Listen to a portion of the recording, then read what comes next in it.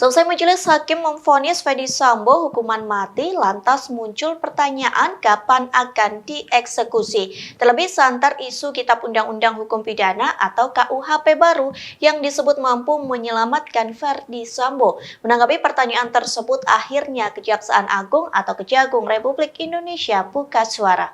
Kapus Penkum Kejaksaan Agung Republik Indonesia Ketut Sumedana menjelaskan soal pidana mati Ferdy Sambo yang mengatakan masih akan menunggu banding dari kubu Sambo selama 7 hari ke depan. Ketut Sumedana pun menyampaikan bahwa proses yang akan dilalui masih panjang lantaran belum menerima jawaban dari tim kuasa hukum Ferdy Sambo soal langkah hukum yang akan diajukan. Pihaknya pun mewanti-wanti kepada publik agar tidak berandai-andai. Ketut Sumedana memastikan proses hukuman Ferdy Sambo akan berlaku setelah proses inkrah. Diketahui sebelumnya majelis hakim memberikan vonis hukuman mati terhadap Ferdy Sambo pada Senin 13 Februari 2023. Vonis terhadap Ferdy Sambo ini lebih berat dari tuntutan Jaksa Penuntut Umum atau JPU. Pasalnya sebelumnya JPU hanya menuntut Ferdy Sambo dengan pidana seumur hidup. Saya bacakan dulu mengenai perkara yang terkait dengan vonis Ferdy Sambo ya, yang divonis hukuman mati, terdakwa Putri Chandrawati yang divonis 20 tahun, terdakwa Kuat Maruf yang divonis 15 tahun, terdakwa Regi Rizal yang divonis 13 tahun. Adapun yang kami sampaikan hal-hal yang terkait dengan ini adalah pertama, Kejaksaan Agung sebagaimana saya sampaikan sebelumnya dalam rilis, yaitu mengapresiasi putusan yang dijatuhkan oleh majelis hakim terhadap para terdakwa dan membuktikan pasal 340 KUHP junto pasal 55 ayat 1 ke 1 KUHP, yaitu pasal primer pembunuhan berencana sebagaimana surat dakwaan dari penuntut umum. Yang kedua, bahwa seluruh fakta hukum dan pertimbangan hukum yang disampaikan dalam surat tuntutan penuntut umum telah diakomodir dalam surat putusan Pengadilan Negeri Jakarta Selatan. Yang ketiga, penuntut umum berhasil meyakinkan majelis hakim untuk membuktikan pasal primer dalam perkara aku. Terhadap perkara tersebut, penuntut umum menyatakan sikap yaitu untuk mempelajari lebih lanjut perkara tersebut, menunggu upaya hukum yang dilakukan oleh terdakwa dan penasihat hukumnya. Untuk yang Richard Eliezer nanti akan disampaikan oleh Bapak Jamitum. Silakan Bapak.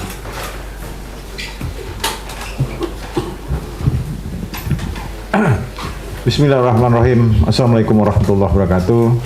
Selamat siang dan salam sejahtera untuk semua. Om Swastiastu. Namo Buddhaya. Salam kebajikan. Yang saya hormati Kapus Pen Kejaksaan Republik Indonesia, Pak Ketut Sumedana, kawan-kawan media cetak, elektronik ataupun melalui online yang saya hormati, saya banggakan. Yang pertama, saya mengajak kawan-kawan semua memanjatkan puji syukur pada Allah Subhanahu wa taala.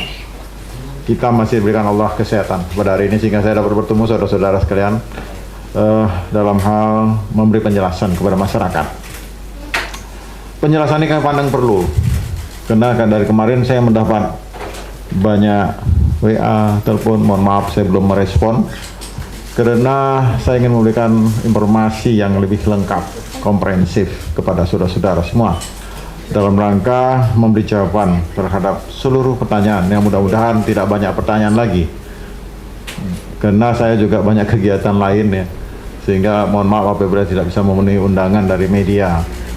Tapi yang terpenting Kapus Pen saya ini sangat aktif ya, dan sangat aktif saya melihat dari penjelasan-penjelasan sudah mewakili lembaga Kejaksaan Republik Indonesia terkait vonis ya Richard Eliezer Pudihang Lumiu. Apabila kita lihat putusan hakim itu, putusan hakim ini dalam tingkat pertama pengadilan negeri, bahwa hakim memutus sesuai dengan apa yang didakwakan jaksa. Emang itu asasnya seperti itu.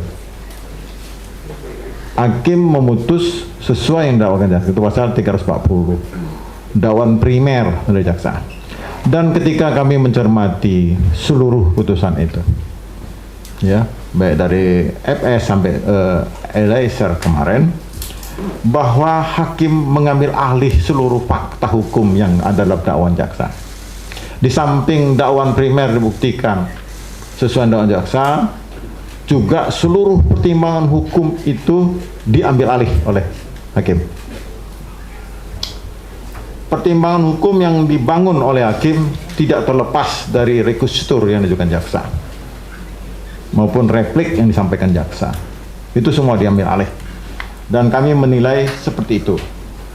Ketika hakim berbeda menjatuhkan tuntutan dari tuntutan pidana, dalam praktek hukum, karena kita sama-sama praktisi, itu hal yang wajar, ya. Bisa hakim menaikkan, bisa hakim menurunkan, namun hakim tetap berpegang kepada alat bukti, dan jaksa telah berhasil meyakinkan hakim sehingga hakim sepakat. Lalu tentang tinggi rendahnya, itu adalah keyakinan hakim. Kawan-kawan semua yang saya hormati, terkait dengan putusan terhadap Richard Eliezer Pudihang Lumiu, Kejaksaan Agung Republik Indonesia melalui pemikiran yang mendalam dari mulai jaksa penuntut umum sampai kepada pimpinan Kejaksaan Republik Indonesia mengambil sikap. Sikap ini penting, bahwa dalam proses pemberian keadilan itu harus diberikan dengan pertimbangan-pertimbangan hukum yang kuat. Saya melihat bahwa hakim menjatuhkan 1 tahun 6 bulan tentu dengan pertimbangan hukum yang cukup kuat juga. Namun sisi kami banding atau tidak banding, ini saya beri penjelasan pada saudara-saudara sekalian. Di pasal 233, 234 KUHP bab 17 KUHP disebutkan penuntut umum ataupun terdakwa berhak untuk mengajukan upaya hukum. Jelas di situ disebutkan. Artinya putusan hakim bisa tidak diterima oleh terdakwa, bisa tidak diterima oleh jaksa. Karena dalam menilai satu putusan itu punya sisi masing-masing. Terdakwa bisa tidak puas, dia banding. Jaksa bisa banding. Berapa hal pertimbangan yang perlu saya sampaikan kepada kawan-kawan semua menyangkut sikap Kejaksaan Agung Republik Indonesia. Apakah banding atau tidak? Yang pertama, kami melihat bahwa pihak keluarga korban ini Ibu Yosua dan Bapak Yosua dan kerabatnya. Saya melihat perkembangan dari mulai proses persidangan sampai akhir kemarin putusan Richard Eliezer Pudihang Lumiu, satu sikap yang memaafkan berdasarkan keikhlasan. Dalam hukum manapun, hukum nasional kita maupun hukum agama, termasuk hukum adat, kata maaf itu adalah yang tertinggi dalam putusan hukum. Berarti ada keikhlasan daripada orang tuanya, dan itu terlihat dari ekspresi menangis bersyukur diputus hakim seperti itu. Jaksa sebagai representasi daripada korban, kami mewakili korban dan negara dan masyarakat, melihat perkembangan seperti itu. Kami salah satu pertimbangannya adalah untuk tidak melakukan upaya hukum banding dalam perkara ini. Karena bagi kami sudah terwujud keadilan substantif, keadilan yang dirasakan oleh korban maupun masyarakat melalui berbagai pemberitaan yang kami terima dan kami respon.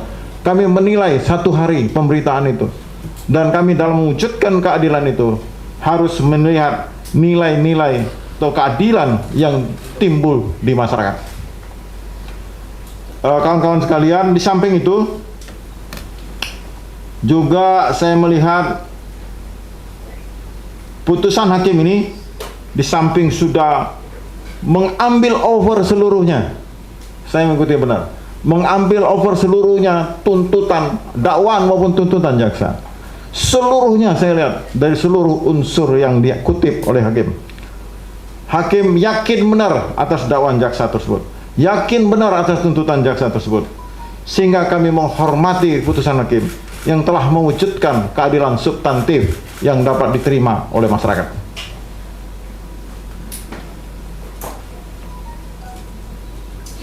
Bahwa Saudara Richard Eliezer Pudiang Lumiu yang telah berterus terang, ya, kooperatif dari awal, itu merupakan contoh bagi para pelaku penegak hukum yang mau membongkar suatu peristiwa pidana. Jadi bahan pertimbangan juga bagi Kejaksaan Agung untuk tidak menyatakan banding dalam perkara ini. Sehingga putusan ini, dengan kemarin saya mendengar penasihat hukum daripada Richard Eliezer Pudiang Lumiu, kami tidak menyatakan banding dan kami tidak banding, ingkrahlah putusan ini, sehingga mempunyai kekuatan tetap dengan pertimbangan bahwa seperti yang saya sampaikan tadi, bahwa kata maaf, saya ulangin, korban ikhlas, dan ini sudah diwujudkan dalam pernyataan-pernyataan orang tua daripada almarhum Joshua. Itu yang bisa saya sampaikan dalam penjelasan saya pada hari ini. Mudah-mudahan dapat diterima oleh semuanya, karena dalam mewujudkan keadilan itu memang sudut pandang yang berbeda itu hal yang biasa. Tetapi ketika masyarakat, ketika korban telah menerima, itu sudah lebih dari cukup untuk hal perwujudan keadilan substantif tadi.